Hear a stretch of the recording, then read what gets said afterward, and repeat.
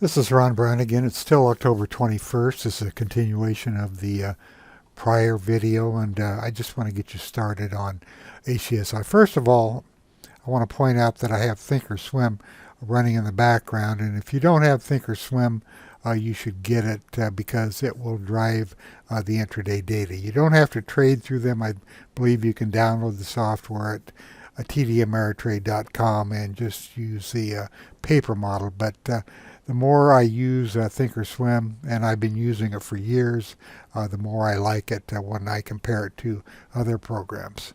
Plus, it drives our data. Anyway, let's just take. I usually look at this for my market information, but I also do that in HGSI. Now, here is the NASDAQ comp, which I follow closely. You can see that there was a penetration of this what I call critical low area, because it's a low that was prior to this nice rally, and then it came down here, broke that, and there was a big gap down a few days ago, and buyers came in, and there was a lot of short covering, so there was a big move to the upside, and then there was no follow through the following day, but the next day it managed to get above critical support. So there was a spring here, and it's been chopping around ever since. This is where we are today. You can see that it's held critical support, came down and tested it again, and this is the daily range right now, which is at 84.73%. So we have strength in the market today. Now let's go into HGSI. I'm going to click on the designer, and I'm going to go down to my user groups. I have some user groups in here for you with the starter package, Major Markets Plus. It includes the ETFs, and I'm going to click through.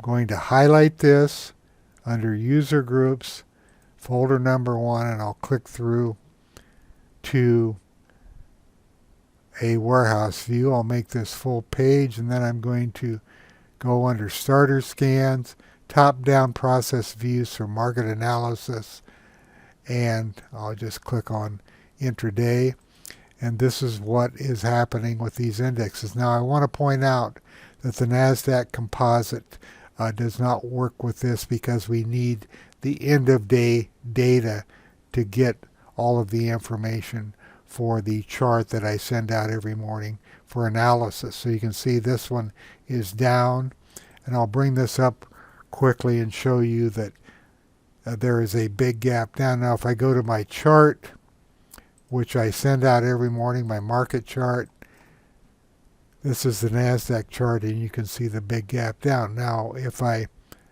go into, I'm looking for my main menu here on the intraday, and if I disable intraday, you can see that this is the way the chart looked at the end of the day. And the reason it doesn't work during the day is because I need this information, which is downloaded in the evening. Advancing declining stocks, advancing declining volume, new highs, new lows, and so on. So this is an end of day chart only. Just wanted to point that out to you because I don't want somebody saying, well, it doesn't work with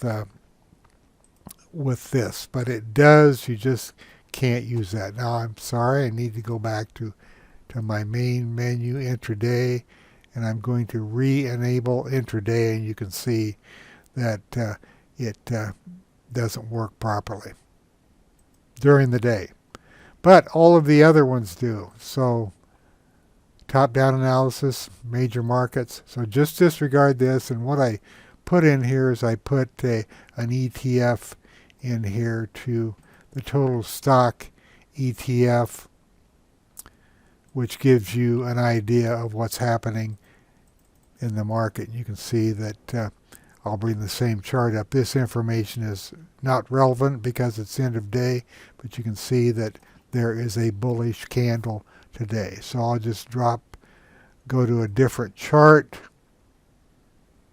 I'll go to a daily chart, And I'll just use my daily charts, and this is what I call expansion contraction.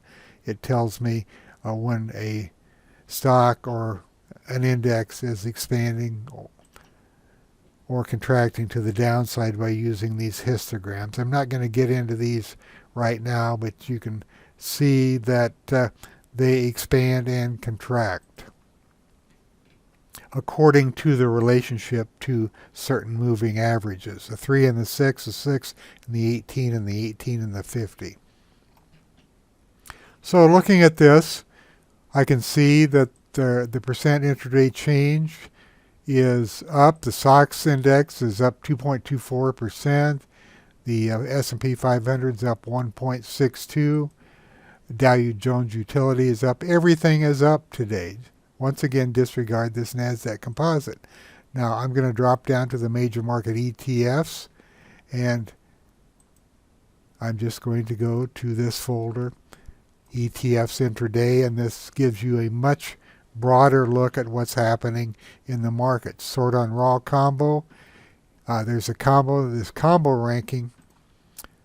I'll bring it up. It's weighted 50% on the intraday one-day change and 50% on the range. So using these two, the ARKQ, these are some of those ARK ETFs, is up 1.68%, trading at 99.86%, or right at near the high of its daily range. Let's go to just a basic chart with intraday statistics. The only thing that's on here are VPA flags, and what we're getting here is a test, a low volume test. That means the volume currently is a little bit lower than normal. The green bar is the volume we've seen so far today, and if it finishes up here, the magenta portion of that bar is the projected volume. So this may not be a low volume test by the end of the day. This is what the VPA signal or flag is giving me at this point of the day. Now let's look over here. You can see the intraday change from the low is right here. The intraday volume comparisons to the 20-day, the 50-day, and the 90-day. These are all above normal, 120% above normal on the 50-day moving average. And if this continues, this is going to be a big volume spike, which means we're getting buyers in here today. We've had 3 days of distribution. These are black candles, and there are buyers stepping up. But remember, the day is not over, and this could change. So always check the VPA flag at the end of the day, but it looks like an encouraging day after several discouraging days. Okay, let's go back to this so you can see that most of these are up. Biotech is near the top. Okay, you can see it just updated. Gold miners are at the top now. Small cap portfolio and so on. These are going to change constantly throughout the day. You just saw that. The reason is that on intraday options, I let Thinkorswim run, and this updates every 5 minutes to keep the markets current for me. So what's down today? The ultra short term, or the VIX futures are down. The dollar index is down today. It's been really strong, and that's probably why part of the reason the market is up today. Okay, I'm going to go back to the designer. These are the major market ETFs. Now, here's some HGSI indexes. Here's some spider ETFs. You're all familiar with these. These are the XLB and so on. The XL series. And here is the spider S&P 500. So if you sort on these, you can see the relationship of the strength of these sectors compared to the S&P 500. I want to show you one more thing, and then I'll end this video. I use this feature a lot. I go into my market analysis user groups. It says to analyze with HGSI charts. Now I've got a filter on so nothing is showing over in this part. If you click on the filter at the same time you hit your shift key, these will appear. Now these are indexes, and anything that says analyze with HGSI charts, you can just click in there and then go under the tools menu and rebuild indexes and groups. And what it's doing, it's pulling information out of the updated stocks and it's building these indexes. So I can really get a feel for what's going on in the market. Just takes a few minutes. This is an older computer. Okay, now I'm going to click through and I'm going to click on this for this view, top-down scorecard views for HGSI analysis. And these were just built today based upon my settings, and I can see that everything is up. Volume this time of day is low. It's around 11:30 Central Time, and here is the daily range. Now if I go down to number 3 and sort on raw combo, this sorts on advancing issues versus declining issues, and I can see that in the semiconductor index 28 stocks are up, 1 is down. The industrials 28 and 2, utilities 13 and 0, S&P 86 and 5, and so on. So it's a strong day so far. I'm going to right mouse click and change to the index group. So I'm in the semiconductor index now, but I'm still on view number 3. I want to see what the percentage price change is for these stocks. So I'm just going to go from the demand supply up to number 1A, percentage price change intraday, and I can see that these semiconductor stocks, every one of them are up but one. This is the index, which has no information. So if I can sort on this to see the biggest gainer, or if I want to see the stock where the range is holding up best, I can click on this. And let's just do the percentage change one day. And on semiconductor is moving up the most. This is my daily chart. It's up, percentage is up 4.71% today. And look back here at the VPA flags. Right here, strength seen returning after a downtrend, high volume up bar on demand indicates, high volume up bar closing on the high indicates strength on this bar. This was the day where the market really sold off, and then buyers stepped in, reversal the following day. A negative VPA flag, which was a spinning top, and we haven't had any other VPA signals since then, but we've had 3 white candles, including today.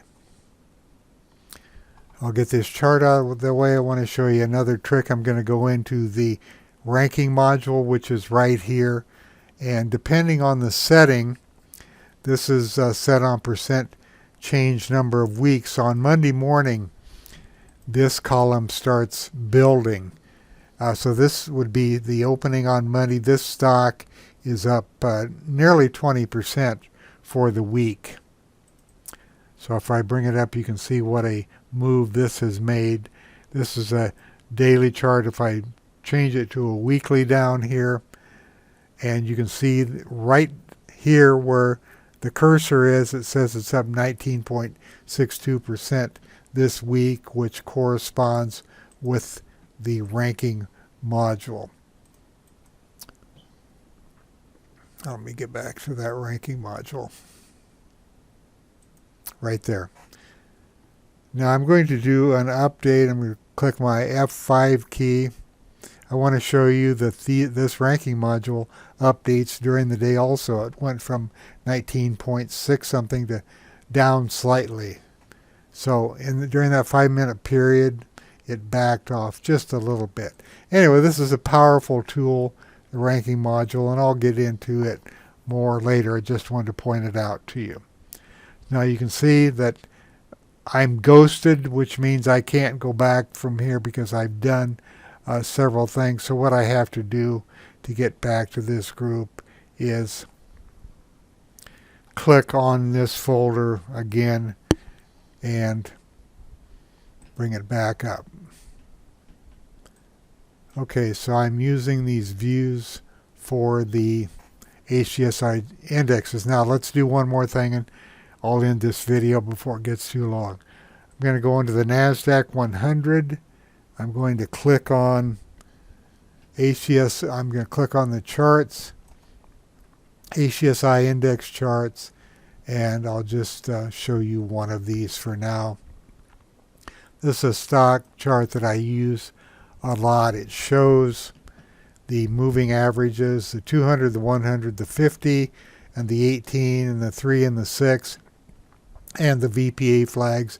And these up here generate either buy or sell signals if conditions are met. I'm not going to spend time on it right now. You'll see me using that in the future. But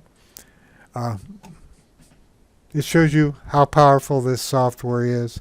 And I'm just looking at the markets right now. I did go top down to show you the strength in the SOX stocks, and there will be more of that in the future. Thanks for listening. I'm going to end this video before it gets too long. Thanks again.